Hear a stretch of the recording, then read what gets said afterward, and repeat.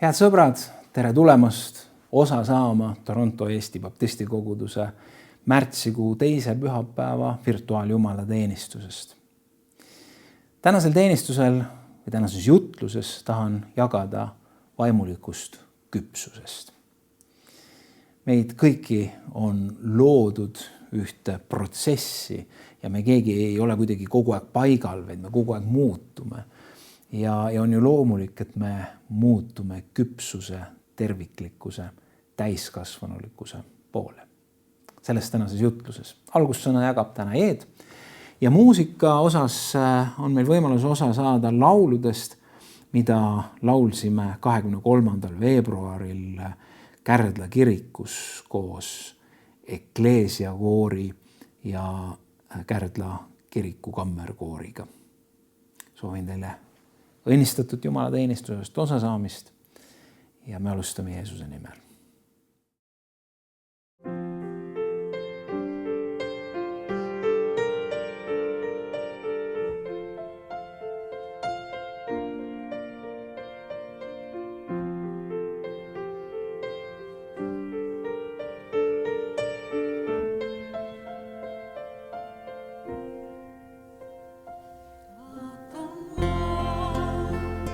Sinu poole vaatan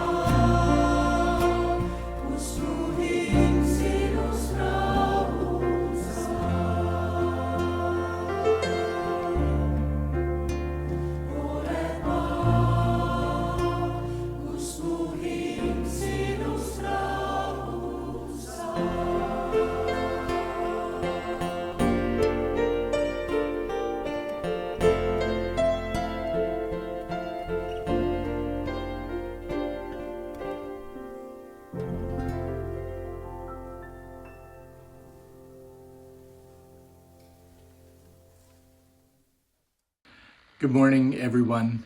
It is a privilege to be sharing with you again.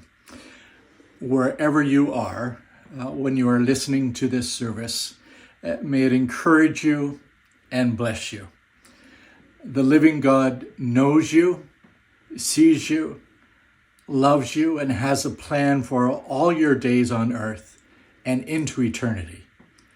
It would seem our main task is to trust Him and follow Him as best we can through whatever circumstances come our way. And so often in this life, those circumstances can be difficult. The writer to the book of Hebrews' main theme was to encourage his readers to keep on following Jesus, to not turn back, to not turn away, to not give up. In what I believe is like a summary 2 verses, the author of Hebrews writes, "Let us fix our eyes on Jesus, the author and perfecter of our faith, who for the joy set before him endured the cross, scorning its shame, and sat down at the right hand of the throne of God. Consider him who endured such opposition from sinful men, that you may not grow weary and lose heart." Fix your eyes on Jesus, which is that Jesus is to be in our sights, which is to be in our mind and in our hearts. Jesus is to be central. It's all about Jesus. In one of the Apostle Peter's first sermons, he proclaimed, "Salvation is found in no one else, for there is no other name under heaven given to mankind by which we must be saved." The name of Jesus. It's all about Jesus. Fix your eyes upon Jesus. It can seem so simple, but in practice, this can be often so hard to do. My mind and heart so easily let other things be my focus. I can get so fixated on politics or politicians. I can get so fixated on finances and whether the economics of the future are going to decimate us or severely limit options. I can get so fixated on aging and what the next years may bring. I can easily get fixated on on my fears for my children and grandchildren and what they are going to have to navigate in the coming years.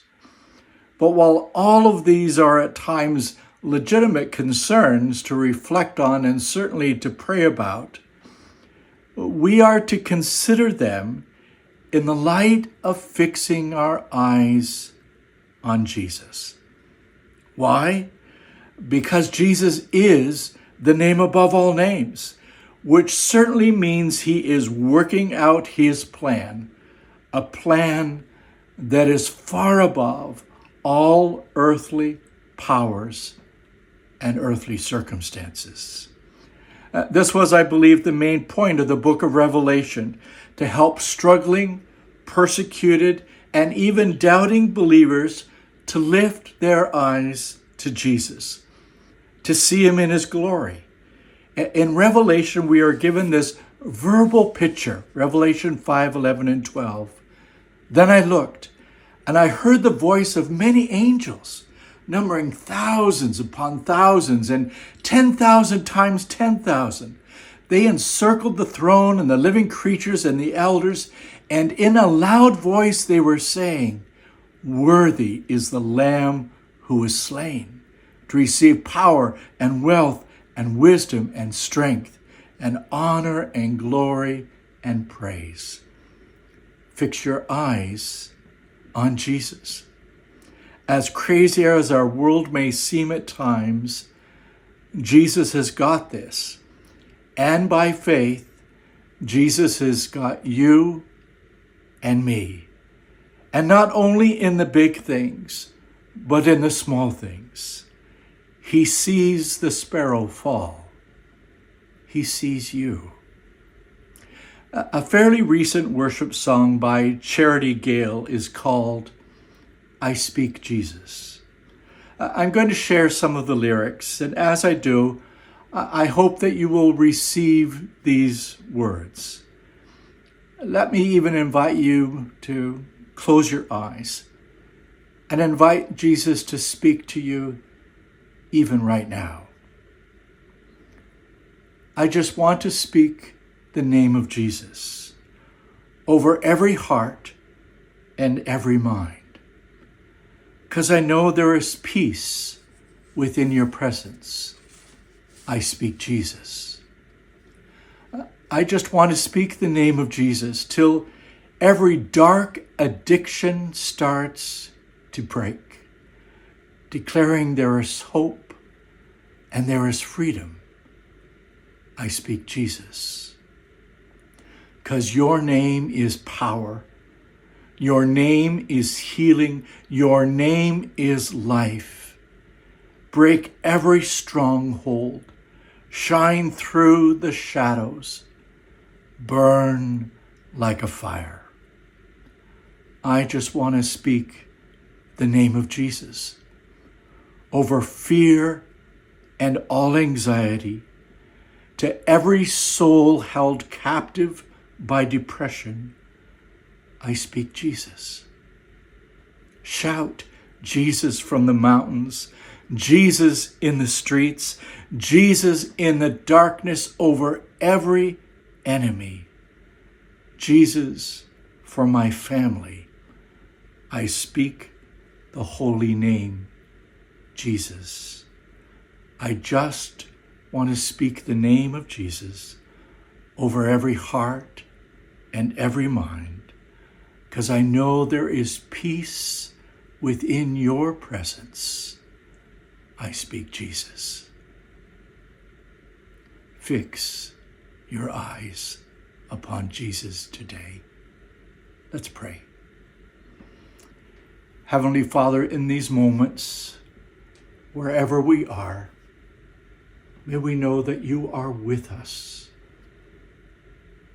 that you love us, that you are for us, and that you are sovereign over every circumstance and difficulty and situation we may face. Father, continue to speak to us in this service. Speak to us through the music, through Pastor Timo. Thank you for this time together. May your name be glorified as we lift up the name of Jesus. Amen.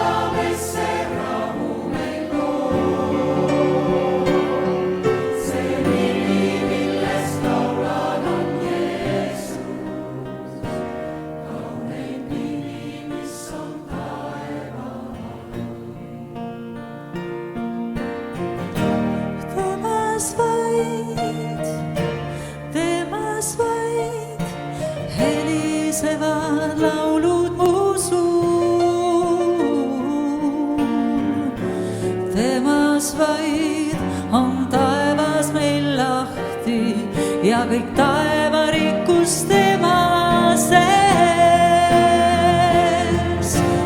Tema nimi kõikidest kõrgeim, nimi, mis meil lootuse loob. Tema nimi kõikidest kõrgeim,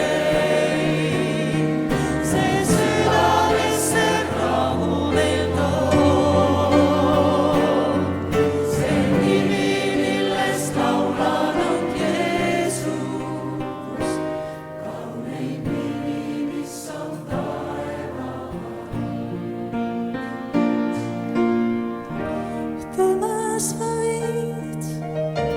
Temas vaid lunastuse tõi ristipuu. Temas vaid on Jumal me juures, tema ees kõik kummardage maas. Vaid tema nimi kõikidest kõrgeim, nimi, mis meil lootuse loob. Tema nimi kõikidest kõrgeim, see südamesse rahu meil toob. See nimi, millest laulan, on Jeesus, kauneim nimi, mis on taeva all.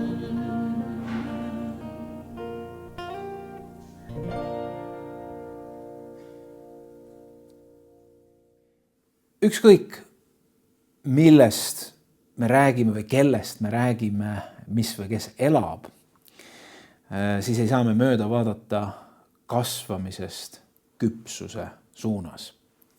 Muidugi siin meie mõtlemised võivad nüüd erineda, et kas elus kõik, mis elab, kas nad kasvavad selle küpsemise suunas kuni lõpuni või on üks selline murdekoht, et on küpseb ja siis edasi hakkab võib-olla selline mädanemise ja kuivamise ja mandumise protsess. Aga isegi kui me oleme selles kuivamise ja hääbumise protsessis, siis selleks ajaks peaksime me olema väga palju kogenud küpsust ja kogunud küpsust, mida me siis saame oma elus ka sellel hääbumise ajastul rakendada. Tänapäeval on populaarsed ühele generatsioonile suunatud kogudused. Eestis on ka mitmeid kogudusi, kes nimetavad ennast noorte kogudused, kuigi ilmselge, et aja jooksul nad on varsti noorte perede kogudused ja siis mõne aja jooksul, kui kogudused püsivad, siis on juba mitu generatsiooni. Aga nende noorte kogudustega on see häda.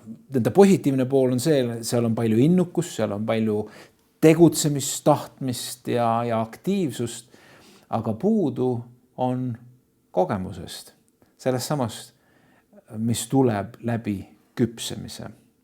Et energiat on, entusiasmi on, aga kogemust jääb puudu. Ja nii tuleb üsna sageli kõik jalgrattad ise leiutada, sest puuduvad kogenud eesminejad, kes ütlevad, et teate, et kui meie noored olime, siis me tegime ka niimoodi ja me jõudsime sinna. Me võime öelda, kuhu te välja jõuate või me teame, kus te olete. Me teame, mis on tulemused. Vana aja peremudel, kus elasid koos mitu põlvkonda, on samamoodi midagi loomulikku ja paljud tänapäeva probleemid on seotud sellega, et puudub kontakt erinevate generatsioonide vahel, sest seal oli see akumuleeritud tarkus, kogemus läbi küpsuse, mis oli siis vanaemade, vanaisade või veel vanaemade ja vanaisade generatsioonis, mida siis järgmised põlvkonnad said tarkusena oma elus rakendada. Küpsus. Meie koguduse keskmine vanus on küllalt kõrge ja loomulikult on ju oluline, et koguduses on, kui rääkida kogudusest, mis vaatab perspektiiviga ettepoole, on oluline, et on noortetöö ja lastetöö, sest kust tulevad muidu need järgmised põlvkonnad. Aga samas ei saa iialgi ala kuidagi vääristada või ei tohiks alahinnata küpsuse väge. Seda, mis on tulnud aja jooksul, elukogemuse väärtus. Aga täna ma ei taha rääkida vanadusest. Täna ei taha ma üldse keskenduda füüsilisele küpsusele, kuigi loomulikult ma toon paralleele sellega ja seoseid, aga täna ma tahan rääkida vaimulikust kasvust, vaimulikust küpsusest või siis vaimulikust täiskasvanulikkusest. Cambridge'i sõnaraamat ütleb, et küpsus, maturity, on mentaalselt või füüsiliselt täiskasvanulik käitumine. Mentaalselt või füüsiliselt täiskasvanulik käitumine. Ilmselgelt peab sinna eelnema siis ka täiskasvanulik mõtlemine, täiskasvanulikud hoiakud. Aga kas pole huvitav sõna? Täiskasvanu. Täiskasvanu. Mingi mõõt ollakse nagu täiskasvanud, kui me kuskile joone tõmbame, et me kasvame, nüüd me oleme täiskasvanud. Vahel, kui noored saavad 18-aastaseks, siis öeldakse, et nad on nüüd täiskasvanud.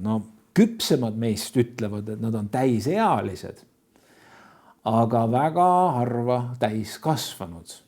Ehk need ei ole sünonüümid. Me võime jõuda füüsiliselt mingisuguse mõõdikuni, et nüüd me oleme täisealised, 18. Aga see sisemised protsessid on veel järele jõudmas, millal me saame öelda, et me oleme täiskasvanud, mil me oleme küpsed.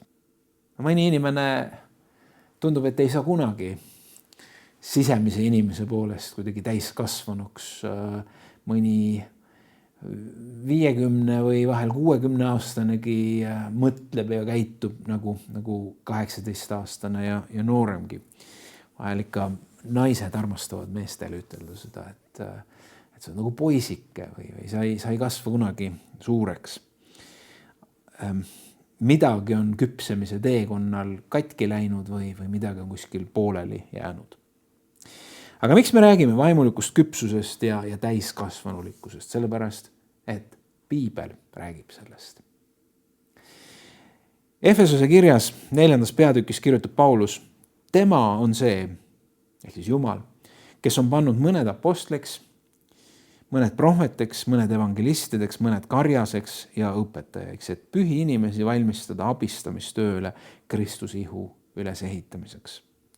Kuni meie kõik jõuame usu ja Jumalapoja tundmise ühtsusesse, saades täismeheks Kristuse täisea mõõtu mööda, et me ei oleks enam väetid lapsed, keda pillutab ja kõigutab iga õpetuse tuul, et inimliku pettemänguga eksitusse kavaldada, vaid et me tõtt rääkides armastuses kasvaksime kõigiti selle sisse, kes on pea, Kristus. Et Paulus kirjutab siin, et Jumal on loonud ühe keskkonna, milleks on kogudus, et pühi inimesi valmistada abistamistööle. Ja siin ei ole juttu nende pühade all, ma ei tea, katoliku või õigeusu kirikute pühakutega, vaid siin on juttu sinust ja minust, siin on juttu kõigist kristlastest. Ja ma ei tea, kas see on sulle üllatus või mitte, aga sa oled Jumala laps ühe põhjusega. Loomulikult see suurim põhjus ja peamine põhjus oled sa ise. Jumal armastab sind, Jeesus on surnud sinu pattude eest, sinu lahutatuse eest, et sa oled Jumalast oma pattude tõttu olnud lahutatud. Ja Jeesus maksis patu hinna. Ja kui sa seda usud, siis astud ühte taas loodud suhtesse Jumalaga. Ja see on see peamine. Jeesus on tulnud meie pärast. meid on loodud selleks, et me võiksime olla ühendatud Jumalaga. Ma ei tea, kas sa tead, mis tähendab sõna religioon. Me kasutame seda palju, aga sa tead, mis seal algtähendus on. See tuleb ladinakeelsest sõnast religare. Vabakogudused ja karismaatilised kogudused on andnud sellele siis negatiivse varjundi, et see religioon, et see on me ei tegele mingi religiooniga. Meie oleme päris usklikud ja nii edasi. Ehk siis selle religioonile on antud selline surnud usu, mingite kombe täitmist ja selline tähendus. Aga see religare, kus see sõna tuleb, on tegelikult taas sidumine või taas ühendumine.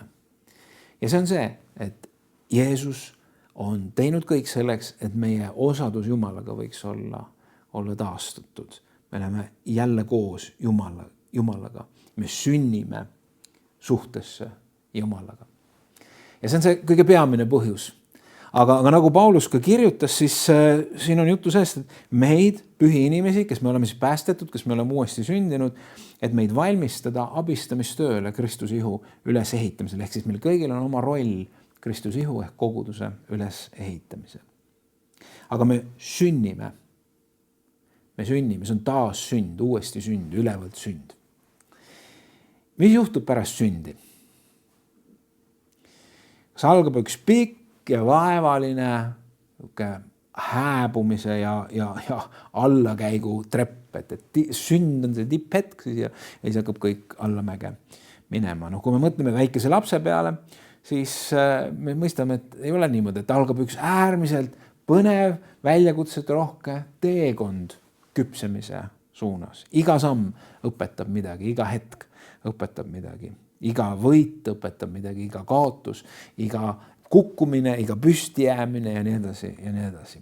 Algab teekond küpsuse poole või täiskasvanuks olemise poole. Ja iga väike laps vajab keskkonda. Ja selleks on tema perekond. Mõne aja pärast lisandub sinna lasteaed ja kool ja sõprade keskkond ja nii edasi. Ja kõige selle sees laps kasvab, areneb, küpseb. Ja suur osa meie tervest kasvamisest ja küpsemisest sünnib läbi sotsiaalsete suhete. On väga palju uuringuid selle kohta, kuidas need sotsiaalsed suhted mõjutavad meie arengut. Ja järjest leitakse kinnitust, kui olulised on terved sotsiaalsed suhted. Ja mida tähendab see, kui lapse arengule, kui need suhted ei ole terved või kui väga baassuhted ja olulised suhted üldse on lapse elus puudunud. Miks ei kasva väike laps huntide või ahvide keskel täisväärtuslikuks inimeseks? Et ta võib samamoodi, see aja hulk võib olla sama, näiteks 15 või 20 aastat huntide ja ahvide keskel, ehk siis see aja jooksul peaks ju see kasvamine toimuma, aga ei sünni. Ei sünni seda kasvamist selliselt. Et aeg ei ole ainuke tegur, mis määrab või võimaldab meil kasvamist, vaid on ka keskkond oluline. Need samad sotsiaalsed suhted. Ja nüüd Paulus kirjutab efeslastele, kes olid uuesti sündinud, et need, kes keda nimetatakse apostliteks ja õpetajateks ja evangelistideks, et nad ei ole mingisugused ise hakanud tegelased, vaid Jumal on nad pannud, Jumal on nad kutsunud, Jumal on nad valinud, Jumal on nad läkitanud. Milleks? Selleks, et meie kõik võiksime siis nende teenimise läbi kasvada sellesse, milleks Jumal on meid kutsunud. Eesmärk on sinu ja minu vaimulik ülesehitumine ja küpsemine ja seeläbi kogu Kristuse ihu kasv ja küpsemine. Ja mõõdupuuks, et kuhu suunas me siis kasvame, on siis Kristuse tundmise ühtsus ja Kristuse täisjää mõõt. See Kristuse tundmise ühtsus vahel kuidagi minnakse sellega üle piiridega, selles mõttes me peame kõik täpselt ühtemoodi mõtlema ja nii kui keegi natukene teistmoodi mõtleb, ma ei tea, kogudusest välja või midagi sellist. Aga see kontekst tegelikult ka sellel ajal oli, siis kui Paulus kirjutab seda, neid samu kristlasi, neid värskelt uuesti sündinud kristlasi, neid ümbrid, siis tohutult palju erinevaid ideesid ja õpetusi Kristusest, erinevaid gnostilisi õpetusi. Ja me nimetame neid valeõpetusteks. Need peamised õpetused või valik nendest õpetavad, et on olemas mingi vaimne eliit, kellel on mingisugused salajased teadmised, gnoosis, teadmine. Üldse see teadmise mõiste või mõte on väga oluline, et ei rist ega arm ega usk ei ole see, mille läbi meid päästetakse, vaid just nimelt need teadmised, mingisugused salajased teadmised. Vastandati mateeriat ja vaimu väga tugevasti, et mateeria on halb ja vaim on kindlasti hea. Sellest kasvas välja äärmuslik askees. Inglitele anti mingi vahendaja roll ja üks õpetas, et Vana Testamendi Jumal ei ole see sama Jumal, kes Uue Testamendi Jumal, et kuna nad on nii erinevad. Ja nüüd selles loetud tekstis ütleb Paulus, et saage täiskasvanuks, kasvage üles, et me ei oleks enam väetid lapsed, et te olete uuesti sündinud, aga et ei jääks väetiteks lasteks, et tuleb üks ja räägib ühte juttu, siis te tormate sinna suuna, siis tuleb järgmine keegi, siis te tormate sinna suuna ja vaimustute ühest ja teisest ja need võivad omavahel vastuolus olla, et ärge olge nagu väetid lapsed, keda pillutab ja kõigutab iga õpetuse tuul, et inimlikku pettemänguga eksitusse kavaldada. Pettemäng on see täringumäng nagu. Et ärge olge sellised, kasvage suureks, rajage, juurduge, et igaüks ei saaks teid petta. Ma usun, et sa oled näinud innukaid kristlasi. Võib-olla sa oled üks nendest. Ja see on väga hea, innukus on suurepärane, sest me kõik oleme näinud ka väga loidusid ja apaatseid kristlasi. Innukus on tore ja see on sütitav, aga innukusest ei piisa, et õigel teel püsida. Me võime väga innukalt, väga vales suunas joosta. Me võime väga innukalt mõnda valet või pooltõde kuidagi kaitsta või kuulutada. On vaja küpsust. Paulus ütleb, et kuna meie ümber on nii palju valet, meiega mängitakse seda pettemängu, siis on oluline omada vundamenti, mis on aja jooksul saanud meile selliseks aluseks. Ja selleks vundamendiks ei saa olla keegi ega miski muu kui see keegi, kes ei muutu, kelle kohta on öeldud, et on seesama eile, täna ja igavesti, ja see on Jeesus Kristus. Kasvage tema sisse, kes on pea, kasvage Kristusesse. See, mida Paulus ütleb, on see, ta ütleb, et uuesti sünd ei ole teekonna lõpp, vaid see on algus, sealt hakkab üks arenemine, kasvamine.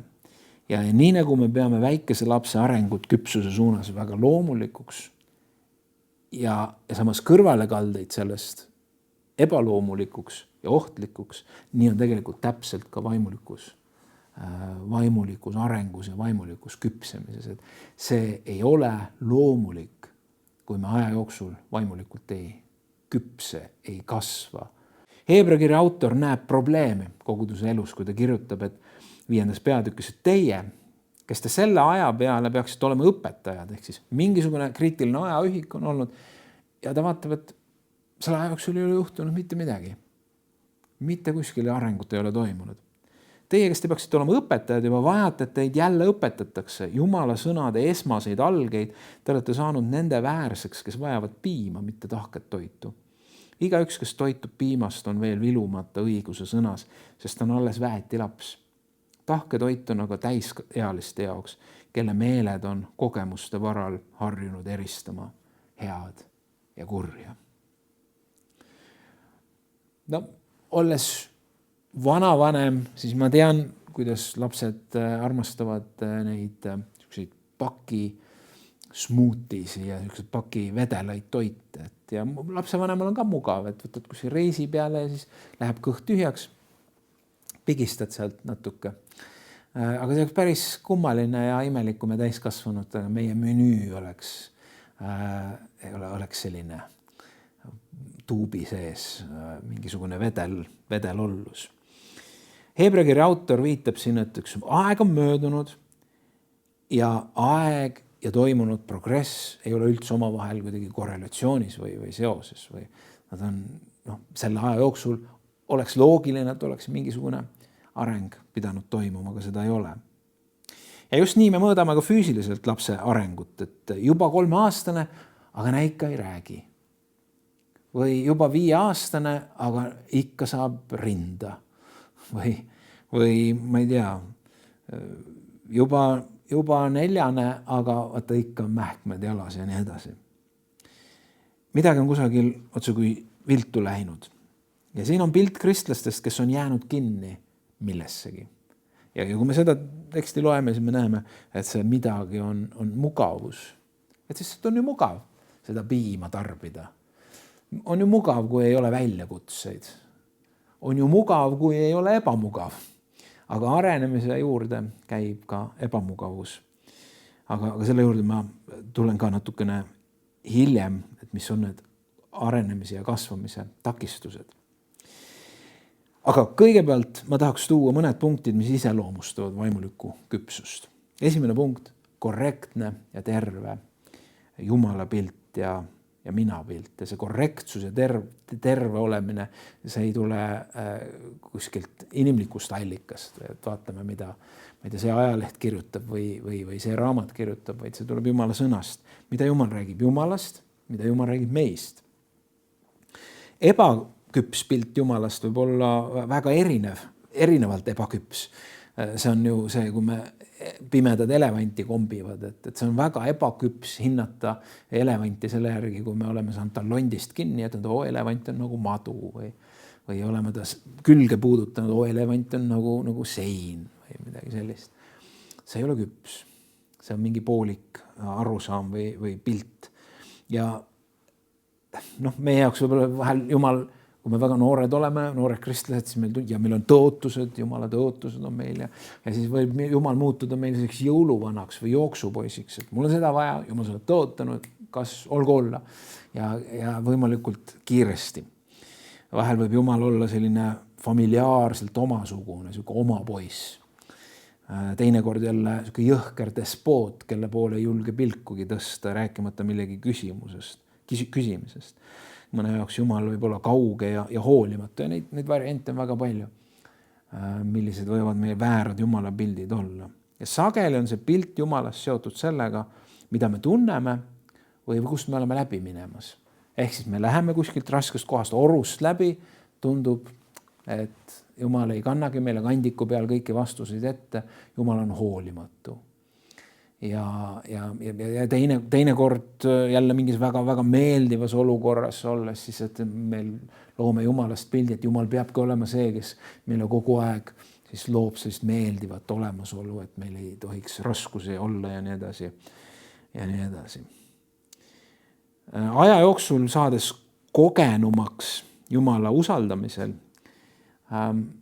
ei kõiguta meie usku ja suhtumist Jumalasse meie tunded või meie hetke olukorrad, vaid see rajaneb ühel mingil pikemal perspektiivil ja kogemusel ja usul ka, ja sellel ka, mida me oleme Jumala sõnast lugenud Jumala kohta.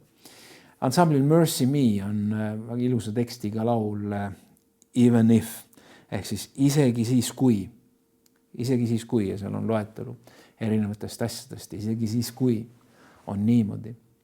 Ja see ei ole nüüd laulu tekst, aga see põhimõte on see, et isegi kui taevas on pilves, siis ma ei kahtle, et päike on pilve taga, seepärast, et mul on üks püsiv kogemuslik fundament elus. Ja see on küpsus. 3-aastasele või veel nooremale, tal on keeruline seda võtta nii loomulikuna, et taevas on pilves, kus see päike, siis päikest ei ole ju. Aga kogenum ja küpsem mõistab seda, et päike ei ole kuhugi kadunud, vaid ta on lihtsalt pilve taga. Ja sama minapildiga, et küps inimene märkab oma mõtteid, mõistab oma tundeid ja suudab neid nii kirjeldada kui ka juhtida. Et see on eneseteadlikkus, mis tuleneb just ka tervest Jumala teadlikkusest. Et kui meie Jumala teadlikkus ja Jumala pilt on paigast ära, siis sageli on ka meie minapilt paigast ära. Mina ei ole minu õnnestumised või ebaõnnestumised. Mina ei ole minu minevik. Mina ei ole minu hetke emotsioon, ma ei ole, mida minu kohta on öelnud keegi. Ma olen see, kelleks Jumal on mind loonud. Ma olen armastatud, ma olen väärtuslik, jah, ma olen puudulik, aga ma olen aktsepteeritud. Mul on tähendus ja kõige selle sees ma olen õppimisvõimeline. Ja ma olen ühes protsessis. See on selline terve mina pilt. Ma võin ennast armastada, sest Jumal armastab mind.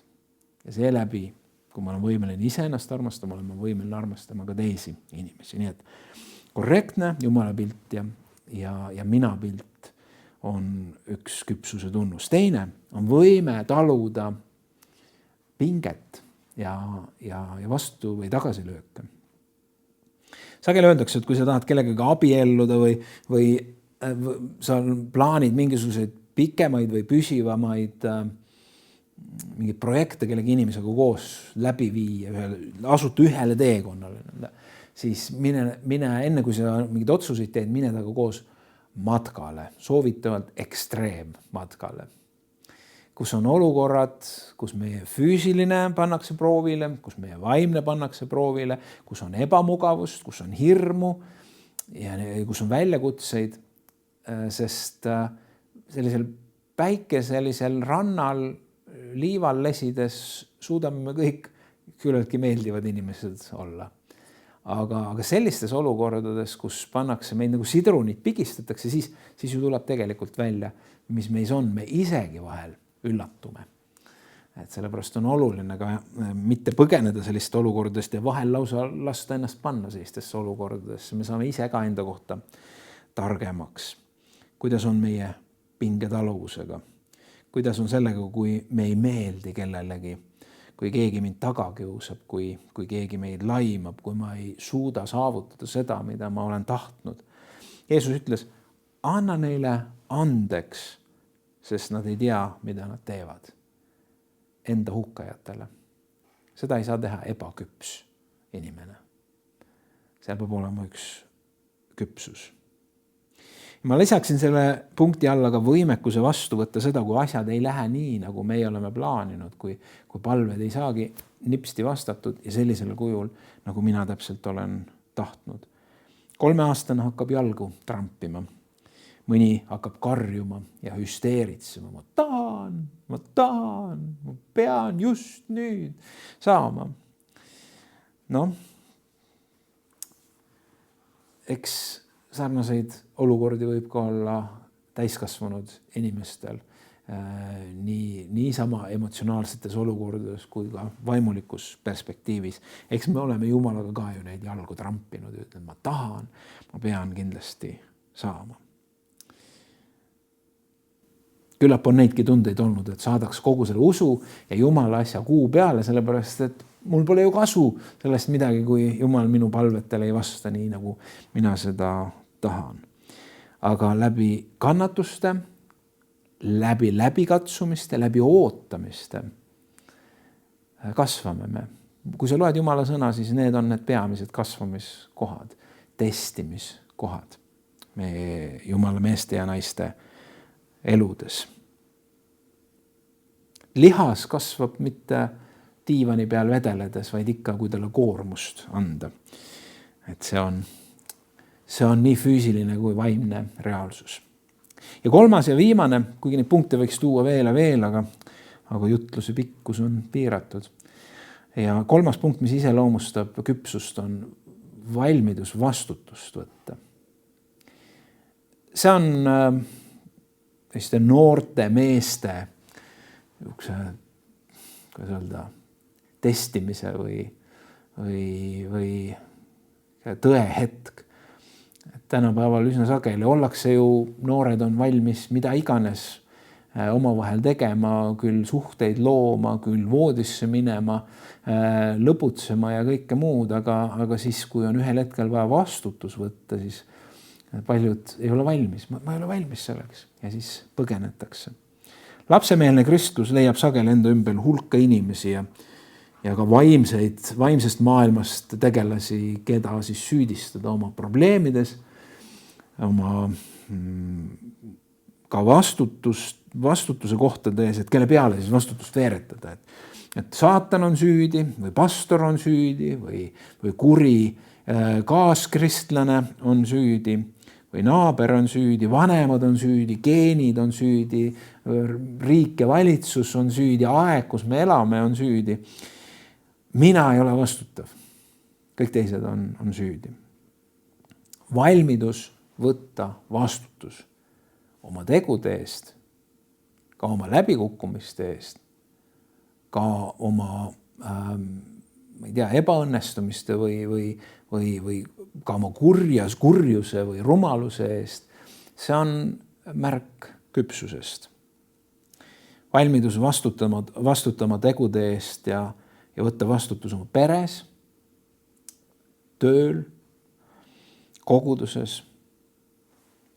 Öelda, et see on minu roll, see on minu osa. Ma võtan vastutuse. See on ka osa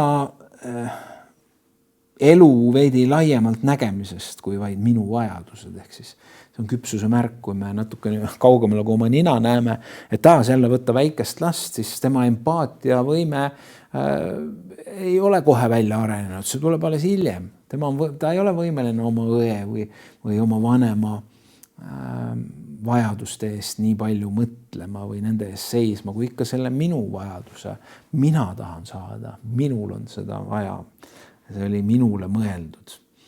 Et empaatia tuleb veidi hiljem. Kui me avastame endid väga enesekesksetena, kui me küsime kogu aeg neid küsimusi ka koguduse kontekstis näiteks, et mida mina saan või kas ikka minul on hea, siis see on ka selline mõtlemise koht ja endale peeglisse vaatamise koht, et kuidas meie küpsusega lood on. Kuidas see kõik meie elus toimub? See vaimulik küpsemine. Nii nagu füüsiline küpsemine ja areng ei toimu see kuidagi ühe hetkega, mida me väga tahaks. Meile meeldiks ju see, et kui me tahaks kohe valmis saada. Et üks suur vaimulik kogemus, on see konverents või keegi paneb käed peale ja küps, täiesti küps ja valmis. Et midagi nagu ei peagi tegema, aga tegelik reaalsus on see, et need võivad olla toredad hetked, need võivad olla vajalikud hetked, inspireerivad hetked, läbimurde hetked, aga tegelik muutus ja küpsemine toimub meie igapäevaelus suhteliselt rutiinselt oma harjumuspäraseid asju tehes. See on nii füüsiliselt kui vaimulikult. Sa ei füüsiliselt ka ei ole hopsti korraga on suured musklid või hopsti olen pool meetrit pikem. Me teeme oma igapäevaseid tegevusi ja see lihtsalt selle käigus. See lihtsalt selle käigus sünnib ja juhtub. Kui me võtame vaimulikku arengut, siis seal on üks püsiv Jumalaga koos käimine, läbi katsumuste ja raskuste minemine, läbi võitude ja kaotuste minemine, läbi suhete koguduses ja kogudusest väljaspool, läbi oma anni rakendamise ehk läbi selle, et me teenime teisi inimesi oma anniga ja läbi kuulekuse. Küpsus ei ole tohutult palju millegi kohta teadmine, vaid küpsus on see, kui me seda, mis me teame, rakendame oma elus. Küpsuseni ei vii võimalikult palju tegemisi, veel rohkem tegemisi, kuigi tegemistel on oma osa, siis tõelise küpsuseni viib meid sügavam juurdumine Kristusesse. Püsige minus, ütleb Jeesus. Püsige minus. Ja läbi selle püsimise kanname me aina enam vilja, seda vaimu vilja, millest kirjutab Galaatia kiri või Paulus galaatlastele, et vaimu vili on armastus, rõõm, rahu, pikkmeel, lahkus, headus, ustavus, tasadus, enesevalitsus.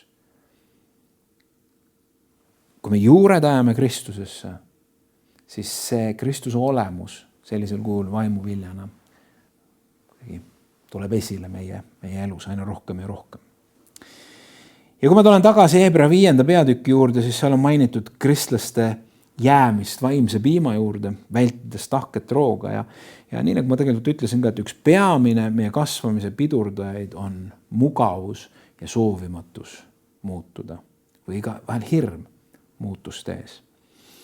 Lisaks takistavad meie küpsemist erinevad suhteprobleemid, on nad siis solvumised või kibestumised, ka õpetuse pinnapealsus.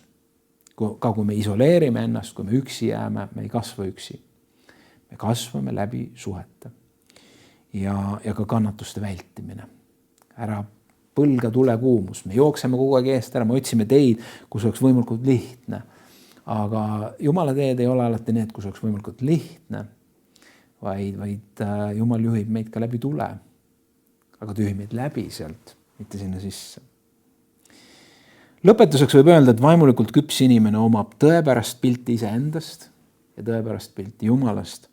Ta armastab Jumalat, ta armastab iseennast ja seeläbi on ta võimeline armastama teisi nii nagu iseennast. Tema suhe Jumalaga ei ole heitlik, vaid see on püsiv ja tema usk peab vastu erinevatele survetele. Ja ma usun, et me kõik saame paluda selles kontekstis, et Jumal aita mul kasvada sinu sarnasusse, mis ongi ju küpsuse mõõdupuu. Ma jätan lõpetuseks tsitaadi, mille autorit ma ei tea, aga mis võtab vähemalt minu jaoks kokku küpsuse väga, väga ilusasti. Et küpsus pole see, kui me räägime suuri asju. See, et ma olen täna jutlustanud, see ei väljenda mitte kuidagi minu küpsust. Vaid küpsus on, kui me õpime mõistma ja väärtustama väikseid asju. Ehk siis ära oota veel suuremat jutlust, veel vägevamat mingit vaimulikku kogemust, vaid palu, et sa oskaksid oma elus rakendada seda, mida Püha Vaim sulle täna on näidanud, mida sa täna oled kuulnud enda südames, kas siis minu suu kaudu või hoopiski Jumala Püha Vaimu sosina kaudu, mis ei pruugi selle jutlusega isegi seotud olla. Ehk siis näeme, mõistame ja väärtustame need asju, mis meil täna on. Ja rakendame seda oma elus. See on üks osa meie küpsemisest ja küpsusest. Issand, tänu sulle, et sa oled toonud meid täna siia, kus me oleme. Me võime mõtelda palju sellest, kes me võiksime olla täna ja võib-olla me oleme palju ära rikkunud, aga me oleme need, kes me oleme täna siin. Ja sa ütled täna, et ma tahan täna sind edasi juhatada, ma tahan täna sind kasvatada, ma tahan täna sind kutsuda enda lähedusse, et sa veel enam juurduksid minusse, et minu viljad võiksid sinust kasvada. Jumal, sa ei vaata meie vanuse peale, kas me oleme noored või vanad, aga sa ütled, tule ja jää minusse. Me tahame olla sinus. Me tahame jääda sinusse, kanda head vilja, teenida oma lähedasi, armastada oma lähedasi ja kanda ühte head küpset vilja. Aita meid selles. Me vajame sind. Amen.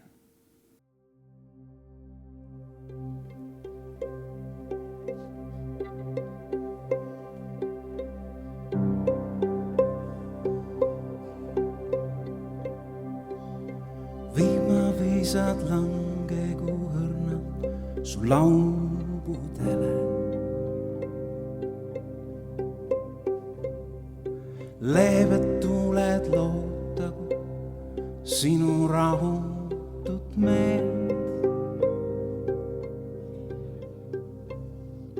Murelikku südam rõõmustagu päikese kiired. Ja päevakoorem olgu sulle kerge kanda õlgadel.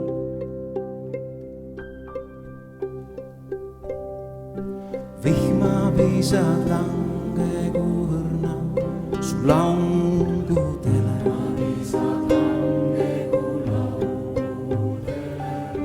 Leebed tuled lautagu sinu rahutut meelt. Murelikku südant rõõmustagu päikese kiirelt. Päevakoorem olgu sulle kerge kanda õlgadel. Ja päevakoorem olgu sulle kerge kanda õlgadel.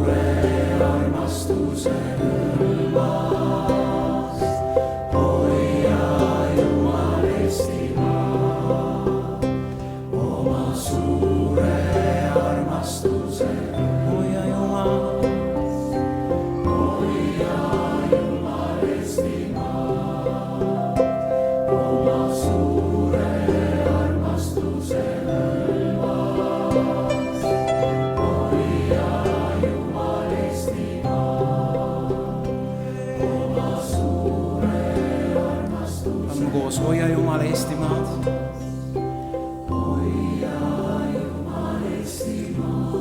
Oma suure armastuse.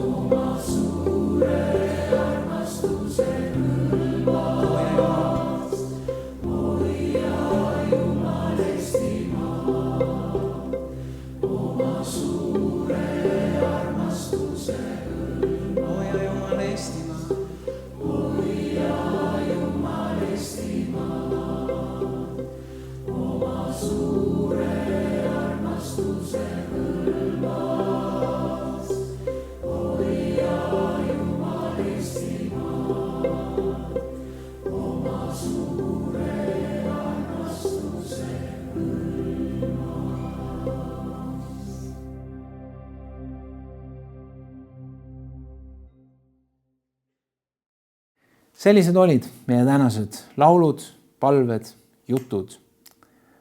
Haara kinni sellest, mida Jumal on sinu ellu kõnetanud ja ole ustav selles, millesse ta sind on kutsunud. Issand, õnnistagu sind ja hoidku sind. Issand, lasku oma pale paista sinu peale, olgu sulle armuline. Issand, tõstku oma pale üle sinu ja andku sulle rahu Isa, Poja ja Püha Vaimu nimel. Amen. Amen. Juba ülejärgmisel pühapäeval 22. märtsil kohtume palgest palgesse Torontos, kui Jumal lubab. Aga järgmisel korral veel virtuaalselt.